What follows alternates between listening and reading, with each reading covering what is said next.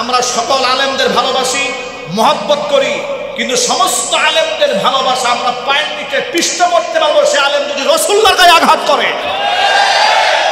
আমার নবীর উপরে কেউ নাই, আমার কোরআনের উপরে কেউ নাই। আমি রাজনীতিবিদদেরকে সম্মান করি, অমুসলিমদেরকে তাদের অধিকারের ব্যাপারে কথাবার্তা বলি, ততক্ষণ আমার কোরআনের সাথে বিয়াদবি করবে না যতক্ষণ। এই যে অপূর্ব পাল নর্থ সাউথ বিশ্ববিদ্যালয়ে আল্লাহর কোরআন মারিয়েছে, হিন্দু সংখ্যালঘুদের উপরে আমাদের কোনো রাগ নাই, গুসা নাই, কোনো ক্ষোভ নাই, কিন্তু আমার কোরআনকে পদদলিত করবেন। আর আমি বলবো হিন্দু মুসলিম ভাই ভাই এই ভণ্ডামি স্লোগান বাদ দিতে হবে। হিন্দু মুসলিম ভাই ভাই স্লোগান বাদ দিয়ে সবার আগে আল্লাহর কোরআন যে নরধম জাহান্নামের কীট পাড়িয়েছে তার মৃত্যুদণ্ড কার্যকর আন্দোলনে ঝাঁপিয়ে পড়তে হবে মুসলমানদেরকে। ভোট ভিক্ষা করার জন্য যারা ঈমান বিক্রি করে, যারা 5% হিন্দুর ভোট কালেকশন করতে গিয়া 95% মুসলমানদের কোরিয়া আঘাত করে, আগামী নির্বাচনে মুসলমান দেখাই দেবে যারা মূর্তির সামনে মাথা নত করেছে মুসলমান লাঠি মেরে দেশ থেকে তাদেরকে তাড়িয়ে দিতে বাধ্য হবে।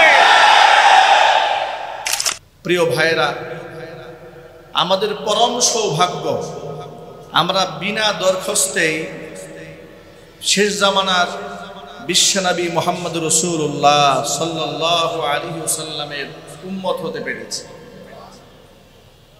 এই জন্য আমরা আল্লাহর কাছে কোনো অ্যাপ্লিকেশন করিনি, কোনো দরখাস্ত করিনি। শ্রেষ্ঠ নবী, নবিকুল শিরোমণি, ইমামুল মুরসালিন, রাহমাতুল লিল আলামিন, খাতামুল আম্বিয়া, নবিয়ুনা মুহাম্মদুর রাসূলুল্লাহ সাল্লাল্লাহু আলাইহি ওয়াসাল্লামের উম্মত হিসেবে আল্লাহ তাআলা আমাদের মতো নগণ্য গুনাহগার বান্দাদেরকে কবুল করেছেন। আপনারা কি খুশি না বেজার? জোর আওয়াজে বলছি আলহামদুলিল্লাহ।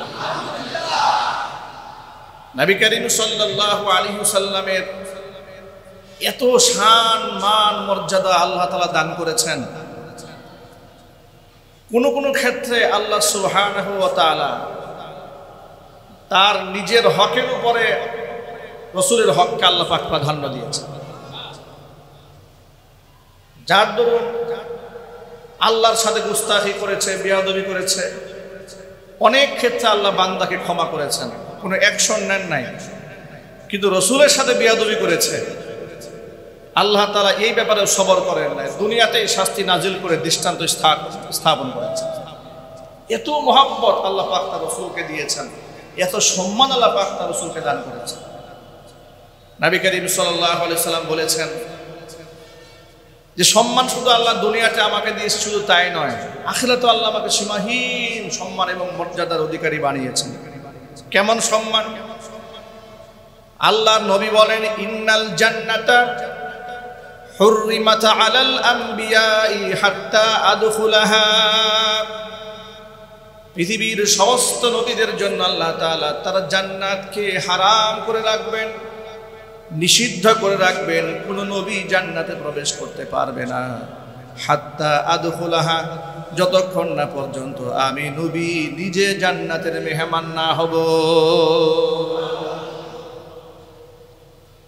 এখানে আল্লাহ নবী সাল্লাল্লাহু আলাইহি ওয়াসাল্লামের মর্যাদা ফুটে উঠেছে। এবার নবীজি বলেন, ওয়া ইন্নাল জান্নাতা হুররিমাত আলাল উমামি হাত্তা তাদখুলাহা উম্মতি। তামাম পৃথিবীর সমস্ত নবীর উম্মতদের জন্য জান্নাত নিষিদ্ধ হয়ে থাকবে, গেট লক থাকবে, হাত্তা তাদখুলাহা উম্মতি, যতক্ষণ না পর্যন্ত আমি নবীর উম্মত জান্নাতি না হবে।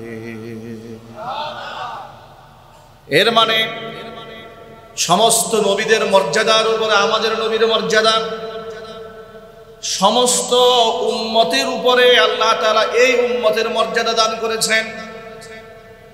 এই উম্মত যতক্ষণ পর্যন্ত জান্নাতে প্রবেশ না করবে, অন্য নবীর উম্মতেরা ততক্ষণ জান্নাতে প্রবেশ করতে পারবে না। একটু শুকরিয়া আদায় করে জোরে বলি আলহামদুলিল্লাহ। নবীজির শান মান অনেক অনেক অনেক উপরে। আল্লাহর নবী মানুষ ছিলেন, কোনো সন্দেহ নাই, কিন্তু আমাদের মতো সাধারণ মানুষ ছিলেন না, অসাধারণ মানুষ ছিলেন।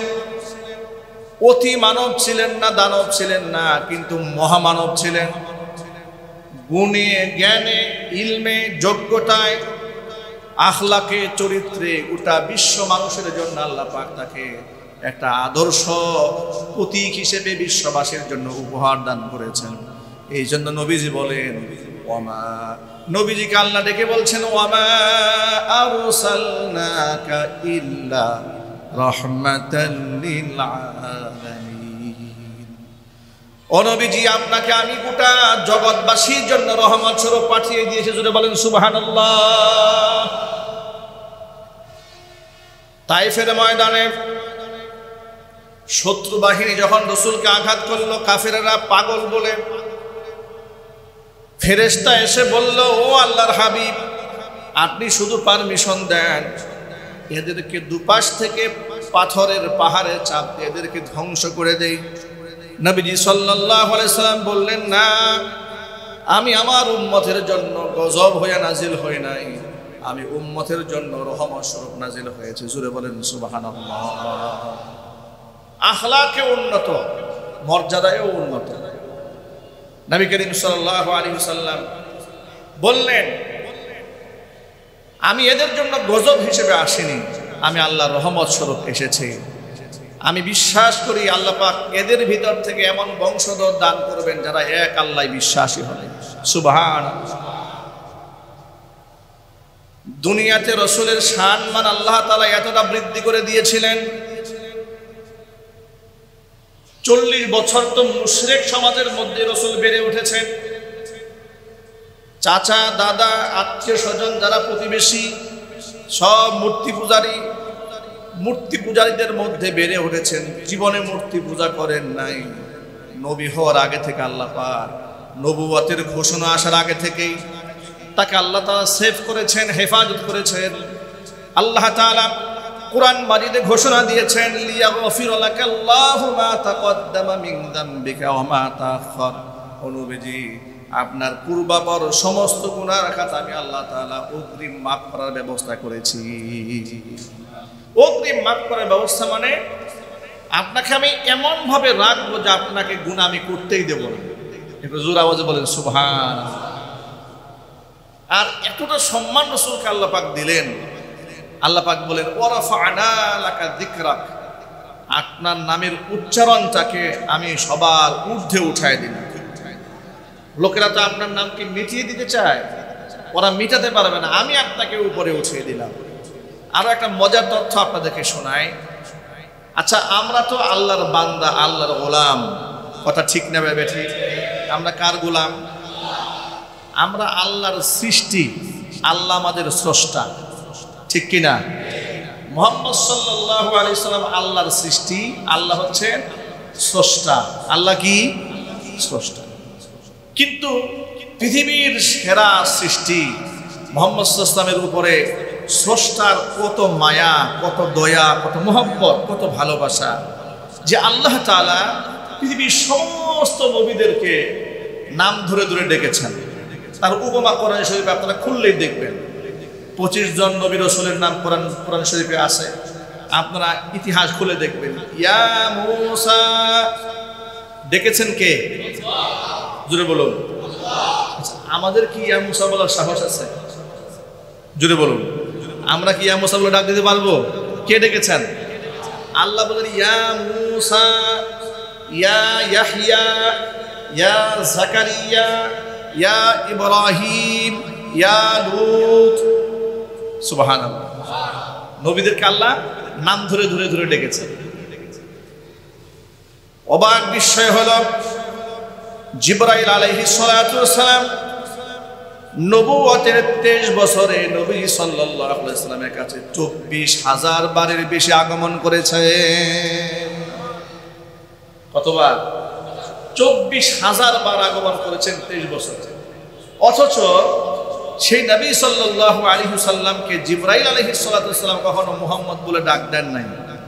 স্বয়ং আল্লাহ রাব্বুল আলামিন বলেন না ইয়া মুহাম্মদ, কখনো বলেন না, কোথাও বলেন না। কোনো জায়গার মধ্যে আপনি কোরআন শরীফে একটা আয়াত খুঁজে পাবেন না যেখানে লেখা আছে ইয়া মুহাম্মদ, হে মুহাম্মদ বলা হয় না।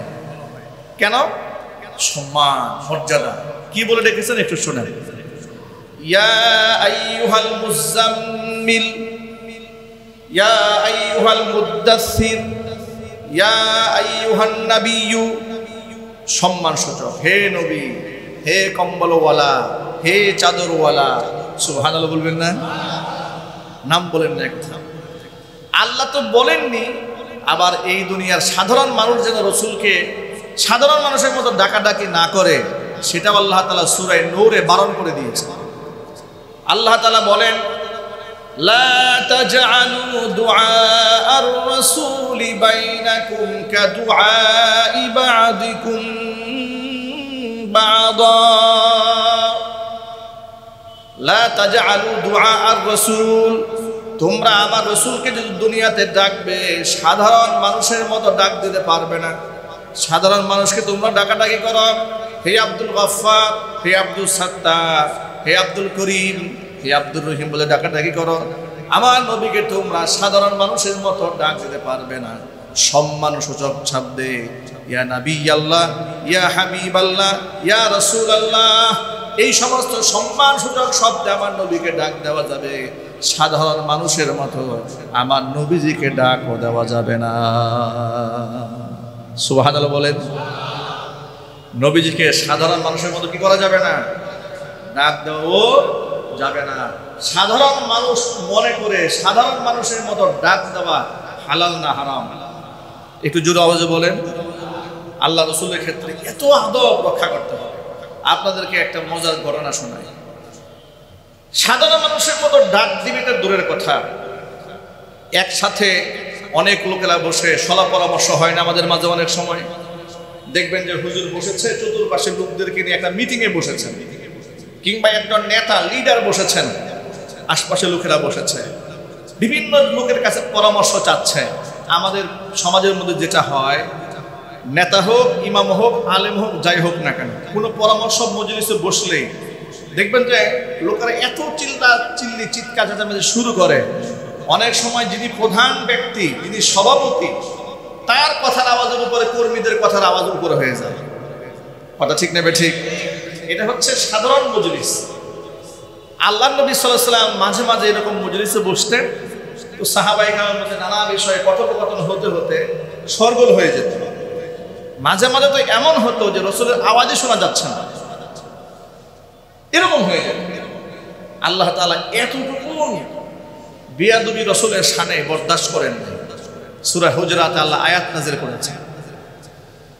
আল্লাহ রাব্বুল আলামিন বলেন, ইয়া আইয়ুহাল্লাযীনা আমানু লা তুকদ্দিমু বাইনা ইয়াদাইল্লাহি ওয়া রাসূলিহি ওয়াত্তাকুল্লাহ ইন্নাল্লাহা সামিউন আলীম।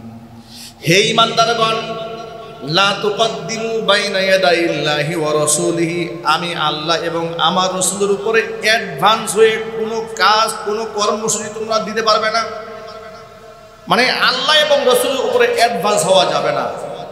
নির্ভর করতে হবে আল্লাহর উপরে, নির্ভর করতে হবে আল্লাহ রাসূলের সিদ্ধান্তের উপরে। চিল্লায় বলেন সুবহানাল্লাহ। লা তুকদ্দিমু বাইনা ইয়াদাইল্লাহি ওয়া রাসূলিহি ওয়াত্তাকুল্লাহ, আল্লাহকে ভয় করো। ইন্নাল্লাহা সামিউন আলীম, আমি আল্লাহ পাক সব শুনতে পাই, আমি তোমাদের সব সম্পর্কে অবগত আছি। আয়াতের পরে আয়াতে আল্লাহ পাক বলেন, ইয়া আইয়ুহাল্লাযীনা আমানু লা তারফাউ আসওয়াতাকুম ফাওকা সাওতিন নাবিয়্যি ওয়া লা তাজহারু লাহু বিল কওল ولا تجهروا له بالقول كجهر بعضكم لبعض أن تحبط أعمالكم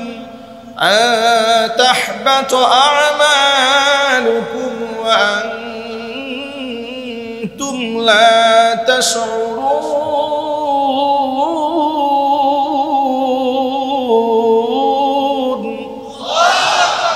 আল্লাহ পাক বলেন, ও ঈমানদারেরা, লা তারফাউ আসওয়াতাকুম ফাওকা সাওতিন নাবিয়্যি, তোমাদের কণ্ঠের আওয়াজ আমার নবীর কণ্ঠের আওয়াজের উপরে উঁচু করতে পারবে না। ওয়ালা তাজহারু লাহু বিল কওলি, এবং নবীর মজলিসে বসে শোরগোল করে হুজুরের কণ্ঠের আওয়াজের উপরে কণ্ঠ উঁচাও করা যাবে না। যদি তোমরা এটা করো আনতাহবাতু আমালুকুম ওয়া আনতুম লা তাশউরুন, যদি নবীর কণ্ঠের আওয়াজের উপরে কণ্ঠ উঁচা হয়ে যায়, শোরগোল যদি করো, এতটা বেয়াদবি হবে নবীর কণ্ঠের আওয়াজের উপরে কণ্ঠ ওঠার কারণে, আনতাহবাতু আমালুকুম ওয়া আনতুম লা তাশউরুন, তোমাদের আমলনামা সব বরবাদ হয়ে যাবে, তোমরা টেরও পাবে না, তোমাদের অজান্তে তোমাদের সব আমলনামা ধ্বংস হয়ে যাবে যদি নবীর কণ্ঠের আওয়াজের উপরে তোমাদের কণ্ঠের আওয়াজ উঠে যায়। এই আয়াতটা নাজিল হওয়ার পরে কি হলো শোনেন। সাহাবায়ে কেরাম নবী করিম সাল্লাল্লাহু আলাইহি ওয়াসাল্লামকে কি সম্মান দিতেন, আল্লাহু আকবার বলেন। ছোট্ট একটা উপমা শোনায় আপনাদেরকে। হুজুরের একজন সাহাবীর নাম ছিল সাবিত ইবনে কায়েস রাদিয়াল্লাহু তাআলা। এই আয়াত নাজিল হওয়ার পরে সাবিত ইবনে কায়েস রাদিয়াল্লাহু তাআলা আনহু তিনি আর রাসূলের সামনে আসেন না। নবীজি সাল্লাল্লাহু আলাইহি ওয়াসাল্লাম একদিন তাকে তালাশ করলেন, সাবিত ইবনে কায়েস কোথায়, খুঁজে পাচ্ছেন না। তো সাহাবায়ে কেরামের মধ্য থেকে একজন উঠে তাকে তালাশ করতে বাড়ি চলে গেছে। মনে রাখবেন, মুসলমানরা তো 5 ওয়াক্ত নামাজ মসজিদে এসে আদায় করতেন। যদি কাউকে অনুপস্থিত পেতেন রাসূল জিজ্ঞেস করতেন অমুকে আসেন না কেন, খোঁজ খবর নিতেন। তো সাবিত ইবনে কায়েসকে রাসূল তালাশ করে পাচ্ছেন না। তাকে অনুসন্ধান করতে একজন ব্যক্তি তার ঘরে চলে গেছে, খুঁজতে খুঁজতে ঘরে চলে গিয়ে দেখে সাবিত ইবনে কায়েস ঘরের মধ্যে মাথা নিচু করে লজ্জিত হয়ে এরকম করে বসে আছে।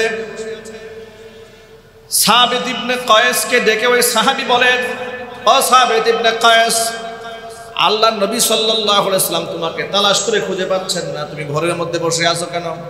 সাবিত ইবনে কায়েস বলেন, আমার তো সব বরবাদ হয়ে গেছে, আমার সব শেষ হয়ে গেছে। কি শেষ হয়েছে তোমার? কি হলো তোমার? যে কোন এক মজলিসের মধ্যে নবীর কণ্ঠের আওয়াজের উপরে আমার কণ্ঠ উঁচা হয়ে গেছিল। আল্লাহ তাআলা কোরআন শরীফে বলেছেন, নবীর কণ্ঠের আওয়াজের উপরে কণ্ঠ উঁচা হয়ে গেলে তার আমলনামা বরবাদ হয়ে যাবে। আমি তো কাফির হয়ে গেছি, আমি তো জাহান্নামী হয়ে গেছি, আমি লজ্জায় রাসূলের সামনে যাচ্ছি না। এই সংবাদটা নবীদের আওয়াজ হুজুরের কানে পৌঁছে দেওয়া হলো। সাবিত ইবনে কায়েসের এই আওয়াজটা নবীর কানে যখন দেওয়া হলো, সাবিত ইবনে কায়েসের এই কথা শুনে নবী সাল্লাল্লাহু আলাইহি সাল্লাম সাহাবীকে বলেন, সাহাবী তাড়াতাড়ি যাও, সাবিত ইবনে কায়েস নিজেকে জাহান্নামী মনে করছে, তাকে জানায় দাও নবীজি বলেছেন তুমি আল্লাহর জান্নাতি। আল্লাহু আকবার বলেন।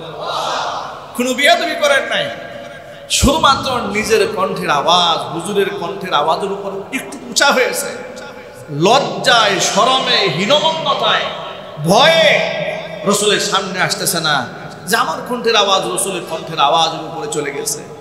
আপনারা শুনে অবাক হবেন, হযরত উমর ইবনুল খাত্তাবের মতো সাহাবী এই আয়াত নাজিল হওয়ার পরে এত আস্তে কথা বলতেন। আবু বকর সিদ্দিক রাদিয়াল্লাহু তাআলা আনহুর মতো সাহাবী এত আস্তে কথা বলতেন যে মাঝে মাঝে আল্লাহর নবী 2বার 3বার জিজ্ঞেস করতেন, আবু বকর আপনি কি বললেন শুনি নাই, আরেকটু জোরে বলেন। সুবহানাল্লাহ। আবার জিজ্ঞেস করেন, আবু বকর কি বলেন, আরেকটু জোরে বলেন। আবু বকর বলতেন, হে আল্লাহর নবী আপনার সামনে কথা বলতে ভয় হয়। আল্লাহ পাক বলেছেন রাসূলের কণ্ঠের আওয়াজের উপরে কণ্ঠ আওয়াজ চলে গেলে আমলনামা সব বরবাদ হয়ে যাবে। আপনাদেরকে একটা মৌলিক কথা মনে করায় দেই, আল্লাহর নবী সাল্লাল্লাহু আলাইহি সাল্লামকে সাহাবায়ে কেরাম শুধু মহব্বত করেন না, মহব্বত করেছেন, ভালোবেসেছেন, সম্মান দিয়েছেন পৃথিবীর সর্বাধিক। এত সম্মান পৃথিবীতে কাউকে দান করেন না, আল্লাহর পর আল্লাহ রাসূলকে তারা যে সম্মানটা দান করেছে। আল্লাহু আকবার বলেন। সম্মান, ভালোবাসা, মহব্বত এক অপূর্ব সমন্বয় তারা ঘটিয়েছিলেন, যার দরুন কাফেররা পর্যন্ত এই কথা বলতে স্বীকৃতি দিতে বাধ্য হয়েছিল, মা রাআইতু আহাদান ইউহিব্বু আহাদান কা আসহাবি মুহাম্মাদিন মুহাম্মাদা। হুদাইবিয়ার সন্ধি হওয়ার পূর্ব লগ্নে যখন 1400 সাহাবী হুদাইবিয়া প্রান্তে বসে আছে, নবী করিম সাল্লাল্লাহু আলাইহি সাল্লাম উপস্থিত আছেন। উসমান গনি জিন নুরাইন রাদিয়াল্লাহু তাআলা আনহুকে মক্কার কুরাইশ কাফেররা আটকায় রেখেছে, সংবাদ পৌঁছে দিয়ে তাকে হত্যা করেছে। তখন কাফেরদের মধ্য থেকে একজন দাঁড়িয়ে বলল যে মুসলমানদের সাথে যুদ্ধ করে লাভ নাই, বরং মুসলমানদের সাথে একটা সন্ধি চুক্তি করা হোক। তখন মক্কার কুরাইশরা বলেছিল মুসলমানরা মাত্র 1400, তাও যুদ্ধের জন্য আসে নাই, আর আমরা পুরা মক্কাবাসী। এই একটা সুযোগ মুহাম্মদ ইসলামের সাহাবীদেরকে দুনিয়া থেকে শেষ করে দেওয়া। তখন কাফেরদের মধ্য থেকে একজন দাঁড়িয়ে বলেছিল যে আমি রোম পারস্য সফর করেছি, কিসরা কাইসার আমি দেখেছি, তৎকালীন যুগের পরাশক্তি আমি দেখেছি, তাদের দরবারে গেছি, রাজা বাদশাদেরকে দেখেছি, আর আমি মুহাম্মদ সাল্লাল্লাহু আলাইহি ওয়াসাল্লামকেও দেখেছি।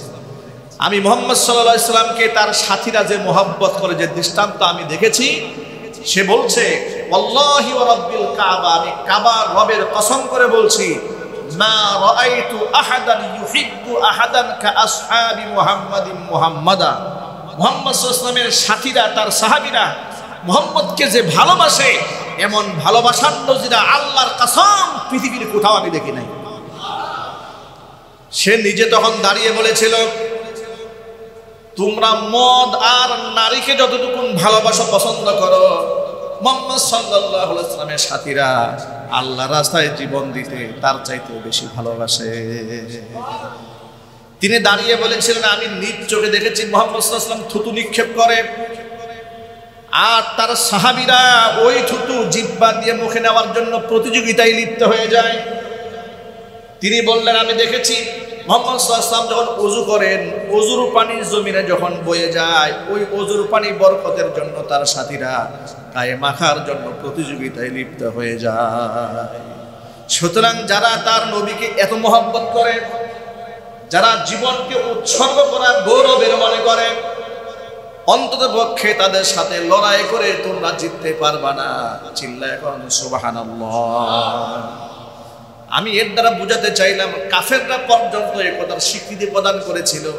সাহাবা ইকরাম নবীজি সাল্লাল্লাহু আলাইহি ওয়াসাল্লামকে যে মহব্বত দিয়েছেন, সম্মানটা দিয়েছেন, এই পৃথিবীর মধ্যে কিয়ামত পর্যন্ত ইতিহাস হয়ে থাকবে। এই জন্য আল্লাহ তাআলা কোরআন মাজিদে তাদের ব্যাপারে প্রশংসা করে বলেছেন, উলাইকাল্লাযীনা ইমতাহানাল্লাহু কুলুবাহুম লিত্তাকওয়া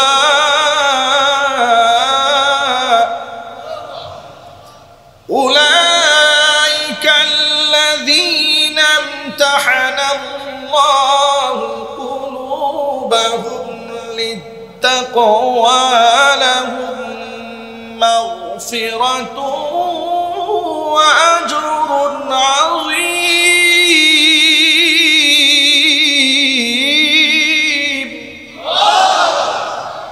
আল্লাহ পাক বলেন, উলাইকাল্লাযীনা ইমতাহানাল্লাহু কুলুবাহুম লিত্তাকওয়া, আমি এই সমস্ত সাহাবীদেরকে তাকওয়া দিয়ে পরীক্ষা করে নিয়েছি। নামতাহানাল্লাহু কুলুবাহুম, তাদের অন্তরটাকে লিত্তাকওয়া, তাকওয়ার জন্য পরীক্ষা নিয়েছি। পরীক্ষার মধ্যে তারা কৃতকার্য হয়েছে। লাহুম মাগফিরাতু ওয়া আজরুন আযীম, এদের জন্য আমি আল্লাহর পক্ষ থেকে রয়েছে ক্ষমা, এদের জন্য রয়েছে মস্ত বড় পুরস্কার। জোরে বলেন সুবহানাল্লাহ। আল্লাহ তাআলা এই জন্য কোরআন মাজিদে বলেন, রাদিয়াল্লাহু আনহুম ওয়া রাদু আনহু, এদের প্রতি আমি আল্লাহ সন্তুষ্ট হয়ে গিয়েছি, এরাও আমি আল্লাহর প্রতি সন্তুষ্ট। সূরা বাকারা আল্লাহ সাহাবীদের ঈমানের বিষয় সম্পর্কে বলেন, ওয়া ইযা কিলা লাহুম আমিনু কামা আমানান নাস, এর মানে হলো তোমরা ঈমান আনো সেইভাবে যেভাবে সাহাবীরা ঈমান এনেছে। সাহাবীদের ঈমানকে আল্লাহ তাআলা বিশ্ববাসীর ঈমানের মডেল বানিয়ে দিয়েছে। এবার আল্লাহর নবী সাহাবীদের ব্যাপারে কি বলেন শোনেন। যেই সাহাবীরা রাসূলুল্লাহকে এত ভালোবাসা দিয়েছেন, স্বয়ং আল্লাহ তাদের প্রশংসা করলেন, তাদের ক্ষমার ঘোষণা দিলেন।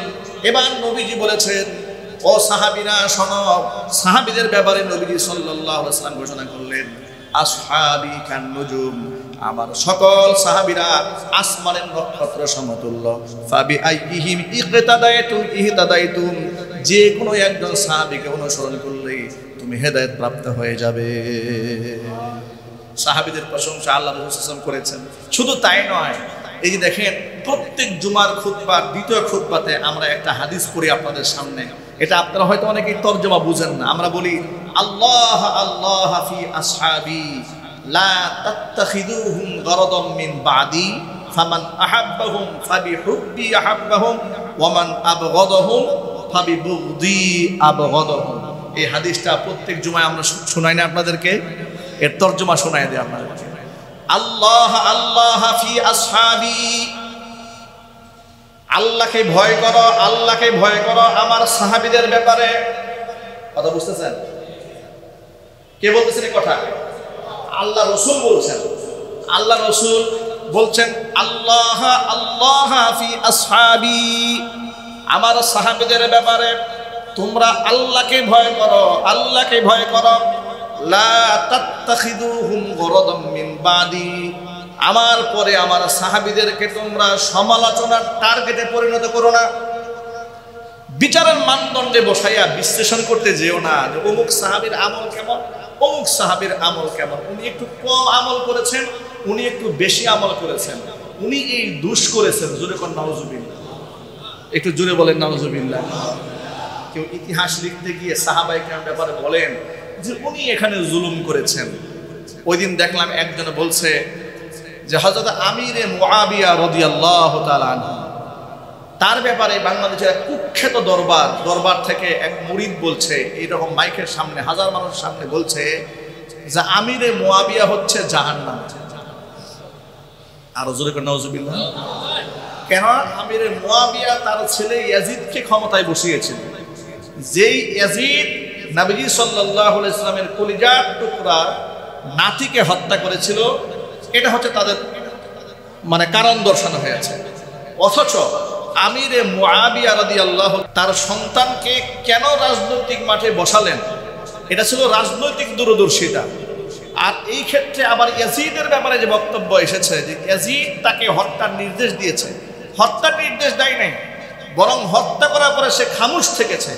এই জন্য পৃথিবীবাসী আমাদের বক্তব্য স্পষ্ট, নিঃসন্দেহে এই অপরাধের সাথে ইয়াজিদ জড়িত ছিল, কিন্তু সন্তান পাপ করেছে বলে তার পাপে আপনি রাসূলের একজন সাহাবী আমির মুআবিয়ার মতো বরেণ্য সাহাবী, তিনি শুধু সাহাবী নন, কুরআন নাজিল হওয়ার পরে যে সাহাবীরা আল্লাহর কুরআনকে নিজের হাতে লিখে সংরক্ষণ করেছেন, তাদের মধ্যে একজন সাহাবীর নাম হযরত আমির মুআবিয়া রাদিয়াল্লাহু আনহু। জোরে করে আল্লাহু আকবার। এখন আপনি বলবেন যে ঐতিহাসিকভাবে বিশ্লেষণ করলে তো এটা পাওয়া যায় সেটা পাওয়া যায়। আপনাকে এত বড় ঐতিহাসিক হতে বলেছে কে? আপনি এত বড় জাস্টিস হলেন কবে থেকে? পায়খানা করে পানি নেন না মিয়া, জিন্দেগি ভর কবিরা গুনাহ করেছেন। নিজের দিনের আমল, রাতের আধারের আমল যদি চোখের সামনে সামনে দেওয়া হয়, কত বড় আলেম আর কত বড় বুজুর্গ, কত বড় পীর, এমন পীরগিরি সমাজে বের হয়ে যাবে যদি তার সমস্ত আমল মানুষের সামনে আসে। কথা ঠিক নেবে ঠিক? আচ্ছা, পৃথিবীর কোন বুজুর্গের সাহস আছে রাসূলের একজন সাহাবীর ব্যাপারে মন্তব্য করার? আরো জোরে বলেন। কয়েকদিন আগে দেখলাম এক বেয়াদব রাসূলের সাহাবীদের নিয়ে মন্তব্য করতেছেন। ওই রাজনৈতিক বিশ্লেষণ করতে গিয়ে বলছেন সাহাবায়ে কেরাম এই জায়গায় আদর্শিকভাবে ভুল করেছেন, অমুক জায়গায় ওই সাহাবী ভুল করেছেন, অমুক জায়গায় ওনার সিদ্ধান্তের ভুলের কারণে এতজন মুসলমান মারা গেছে। সুবহানাল্লাহ, আপনি এত বড় বিচারক হয়ে গেছেন, আপনাকে এত বড় বিচারক হওয়ার রাইট কে দিয়েছে? সাহাবায়ে কেরামের মধ্যে ইখতিলাফাত হয়েছে, ভুল বোঝাবুঝি হয়েছে, তারা আল্লাহর পক্ষ থেকে ক্ষমা প্রাপ্ত বলে কুরআন ঘোষণা করেছে। আল্লাহর নবী তাদের সমালোচনা করতে নিষেধ করেছেন। তাদের ব্যাপারে আমাদের জবান, আমাদের আকীদা হচ্ছে তাদের মুআমালা আল্লাহর সাথে। সাহাবীদের ব্যাপারে টু শব্দ করার কোনো যোগ্যতা আমাদের নাই। কথা ঠিক কিনা জোরে বলে? সাহাবায়ে কেরামকে বিচারের কাঠগড়ায় দাঁড় করানোর কোনো প্রকার সাহস আমাদের আছে? যোগ্যতা আমাদের আছে? আল্লাহ পাক আমাদেরকে হেফাজত করুন। হুজুরে বলুন আমিন। আল্লাহ আল্লাহ ফি আসহাবি, দেখেন রাসূল কি বলেন। সাহাবীদের যে সমালোচনা এক শ্রেণীর মানুষ পৃথিবীতে করবে, এটা আল্লাহ রাসূল জানতেন না? আল্লাহ পাক তাকে জানিয়ে দিয়েছিলেন, এই জন্য অগ্রিম বলে গিয়েছিলেন। এই যে শিয়া সম্প্রদায়ের লোকেরা মা আয়েশা রাদিয়াল্লাহু তাআলা আনহার ব্যাপারে কেমন জঘন্য কথা বলে, তারা বলে লা ইলাহা ইল্লাল্লাহ, আয়েশা লানাতুল্লাহ, নাউজুবিল্লাহ, এগুলো তারা বলে। উমর ফারুক রাদিয়াল্লাহু তাআলা আনহুকে গালিগালাজ করে, আবু বকর সিদ্দিক রাদিয়াল্লাহু তাআলা আনহুকে গালিগালাজ করে, অন্যান্য সাহাবীদেরকে গালিগালাজ করে।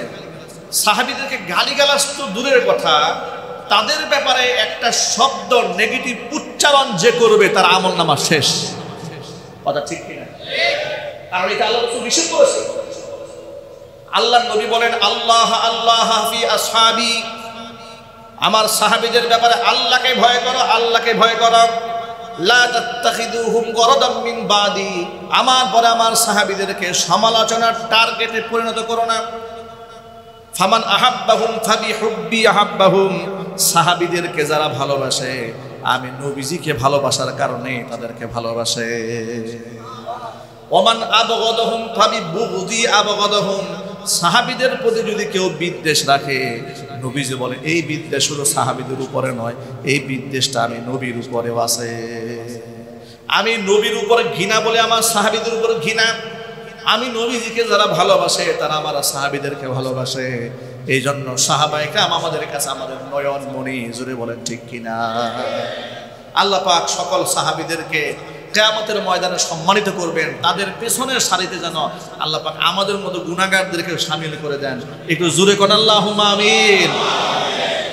কত সম্মান রাসূলুল্লাহকে তারা করেছে, মানে কথা বলতে গিয়ে একটা আওয়াজ উঁচা হয়ে গেছে সাবিত ইবনে কাইসের। উনি নিজেকে জাহান্নামী মনে করে ঘর থেকে বের হচ্ছে না, আদবের খেলাফ কাজ হয়ে গেছে, রাসূলের সাথে বিয়াদবি হয়ে গেছে। সুতরাং নবী করিম সাল্লাল্লাহু আলাইহি সাল্লামকে স্বয়ং আল্লাহ সম্মান দিয়েছেন, সাহাবায়ে কেরাম সম্মান দিয়েছেন, ফেরেশতা কুল সম্মান দিয়েছেন। তার সম্মান দুনিয়াতে, তার সম্মান আখিরাতে, তার সম্মান দুজাহানের বাদশা আল্লাহ পাক তাকে বানিয়েছেন। সেই নবীর শানে শব্দচয়ন ব্যাখ্যা বিশ্লেষণ করার ক্ষেত্রে আমাদের সাবধানতা অবলম্বন করার দরকার আছে না নাই? সেই নবীজির সাথে পৃথিবীর কোনো পেশার সাথে, পৃথিবীর সাধারণ কোনো পেশার সাথে তুলনা করা যাবে না। বিয়াদবি কোনো কোনো ক্ষেত্রে কুফরি, কোনো কোনো ক্ষেত্রে কি কুফরি। নবী করিম সাল্লাল্লাহু আলাইহি ওয়াসাল্লাম তিনি ছাগল চড়িয়েছেন, তাই বলে আপনি তাকে রাখাল বলতে পারবেন না। নিজের কাপড় নিজে সেলাই করে পরেছেন, তাই বলে আপনি তাকে দর্জি বলতে পারবেন না। কথা বলেন এমন, বুঝেন এমন হয়। নবী করিম সাল্লাল্লাহু আলাইহি ওয়াসাল্লাম রান্না করে খেয়েছেন, তাই বলে আপনি তাকে বাবুর্চি বলবেন? আরো চিল্লায় বলেন বলবেন? বরং নবীজি সাল্লাল্লাহু আলাইহি ওয়াসাল্লামের শান মান মর্যাদা এত বেশি, তার নামটা উচ্চারণ করার ক্ষেত্রে অত্যন্ত আদবের সাথে উচ্চারণ করতে হবে। বলেন ইনশাআল্লাহ।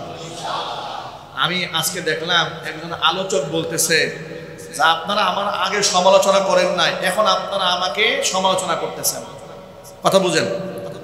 আগে সমালোচনা করেন নাই, এখন সমালোচনা করতেছেন। আমি অমুক দলের যোগ দিয়েছি এই জন্য। আজকে যদি মুহাম্মদ সাল্লাল্লাহু আলাইহি ওয়াসাল্লাম বেঁচে থাকতেন তো আপনারা তার বিরুদ্ধে সমালোচনা করতেন।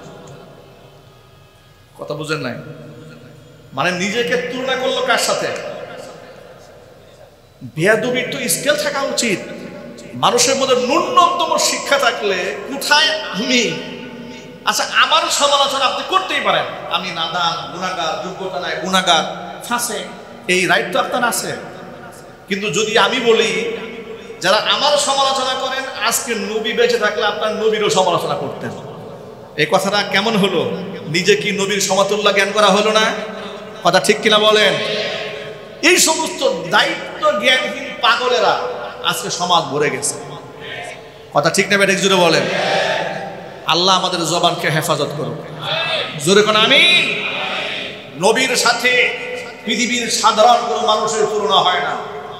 সাধারণ মানুষের তুলনা দেবেন তো দূরের কথা, আমাদের রাসূলের সাথে আপনি পৃথিবীর অন্য কোনো নবীরও সমতুল্য করতে পারবেন না, কারণ এই মর্যাদা আল্লাহ তাকে দান করেছেন। কোন সুবহানাল্লাহ। আজকে এক আলেম ফেসবুকে লিখেছে, প্রিয় ভাইরা কেউ কাউকে আঘাত দিয়েন না, তাহলে প্রতিটা আঘাতের জবাব কিয়ামতের ময়দান নিজের আমলনামার সওয়াব দিয়ে দিতে হবে। কথা সত্য, কিন্তু মতলব খারাপ। কথা সত্য, মতলব খারাপ। এর মানে কি জানেন? তাদের দলের লোকেরা রাসূলের সাথে বিয়াদবি করেছে। এখন বিয়াদবি করার কারণে অন্যরা প্রতিবাদ জানিয়েছে। তো প্রতিবাদ করার পর উনি নসিহত করতেছেন কাউরে আঘাত দিয়েন না। এর মানে হচ্ছে আপনি নবীরে আঘাত দেন, কোনো অসুবিধা নেই। আমার দলের লোকেরা রাসূলরে আঘাত দিয়ে কষ্ট পাবে না, কিন্তু আমার দলের হুজুরকে কষ্ট দিয়েন না। এই ধরনের ভণ্ডামি বাদ দিতে হবে। একটা কথা মনে রাখবেন, আমরা সকল আলেমদের ভালোবাসি, মহব্বত করি, কিন্তু সমস্ত আলেমদের ভালোবাসা আমরা পায়ের নিচে পিষ্ট করতে পারবো সে আলেম যদি রাসূলুল্লাহর গায়ে আঘাত করে। আমার নবীর উপরে কেউ নাই, আমার কোরআনের উপরে কেউ নাই। আমি রাজনীতিবিদদেরকে সম্মান করি, অমুসলিমদেরকে তাদের অধিকারের ব্যাপারে কথাবার্তা বলি, ততক্ষণ আমার কোরআনের সাথে বিয়াদবি করবে না যতক্ষণ।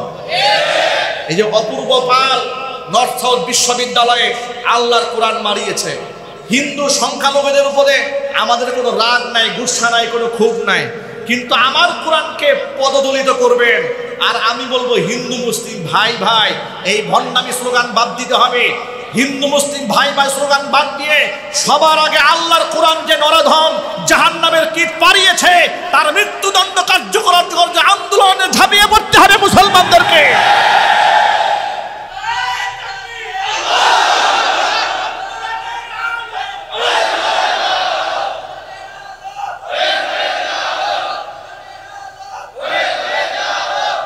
নর্থ সাউথ বিশ্ববিদ্যালয়ে অপূর্ব পাল নামক কুলাঙ্গার আল্লাহর কোরআন ঠান্ডা মাথায় পাড়িয়েছে।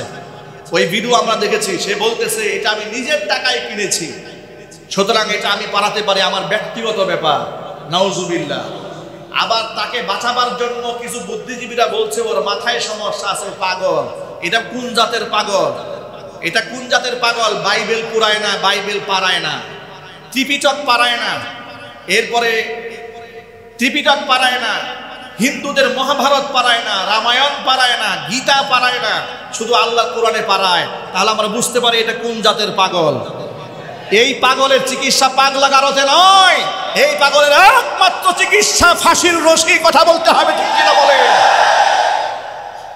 এই ব্যাপারে নীরব থাকার কোনো সুযোগ নাই। যে সমস্ত মুনাফিক নেতারা বলেছে হিন্দু মুসলিম ভাই ভাই অমুক মার্কায় ভোট চায়, আমার প্রশ্ন হচ্ছে বাংলাদেশে এত হিন্দু সংখ্যালঘু আছে, তাদের বড় বড় সংগঠনও আছে, পূজা কমিটি আছে বাংলাদেশে, হিন্দু বৌদ্ধ খ্রিস্টান ঐক্য পরিষদ আছে, হিন্দু মহাজোট আছে, এত বড় সংখ্যালঘুদের সংগঠন আছে। আজ পর্যন্ত এই অপূর্ব পালের বিরুদ্ধে তারা কোনো শাস্তি দাবি করেছে? একটু জোরে বলেন।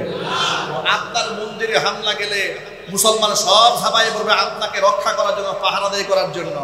আর মুসলমানদের কোরআনে আঘাত লাগলে আপনি নীরবে আনন্দ জ্ঞাপন করবেন। এর দ্বারা স্পষ্ট বোঝা যায় হিন্দু মুসলিম ভাই ভাই বলার পরে ওরা যে খুশি হয়।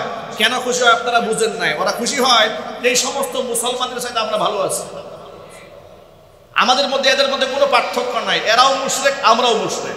কথা ঠিক কিনা বলেন? আমি ওই সমস্ত নেতা কর্মীদেরকে বলতে চাই, পূজায় গিয়ে যারা যে সমস্ত নেতারা দুর্গার প্রশংসা করেন, তাদের ক্ষমতার প্রশংসা করেন, বলে 2023 সালে চাঁদপুরের 5 আসনের এমপি পদপ্রার্থী এক কুলাঙ্গার মুসলমান, সে বলেছে যে 2023 সালে মা দুর্গা 10 হাত নিয়ে আসছিল, সেই শক্তিতে স্বৈরাচারী হাসিনার পতন হয়েছে। মুসলমান, যে মুসলমান বলে দুর্গার শক্তিতে হাসিনার পতন হয়েছে, ও মুসলমান নাকি আবু জেহেল? চিল্লাই বলেন। এই আবু জেহেলদেরকে সমাজে চিহ্নিত করতে হবে। কথা ঠিক কিনা? ভোট ভিক্ষা করার জন্য যারা ইমান বিক্রি করে, যারা 5% হিন্দুর ভোট কালেকশন করতে গিয়া 95% মুসলমানদের কোরিয়া আঘাত করে, আগামী নির্বাচনে মুসলমান দেখাই দেবে যারা মূর্তির সামনে মাথা নত করেছে, মুসলমান লাঠি মেরে দেশ থেকে তাদেরকে তাড়িয়ে দিতে বাধ্য হবে।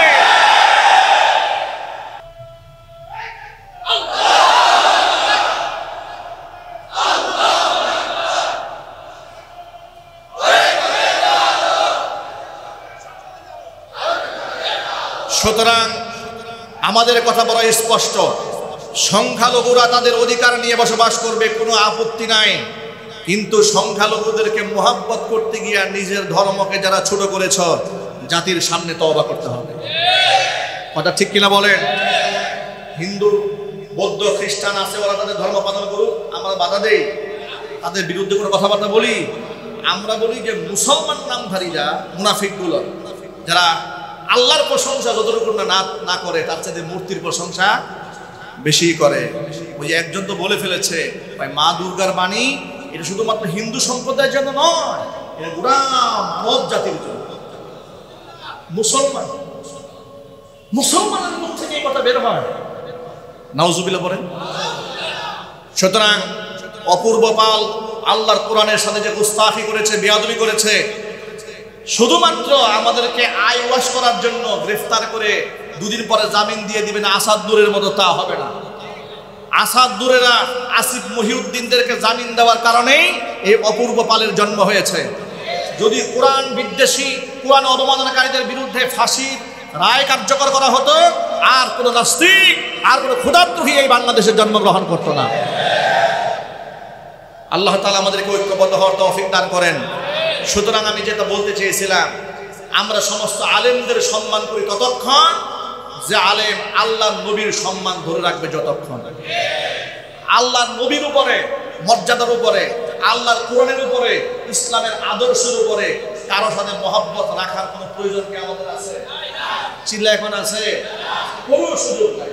এটা সবার উপরে রেখে সর্বোচ্চ মর্যাদা আসীন দিয়ে যারা থাকতে পারবে তাদের সাথে আমার মহব্বত থাকবে।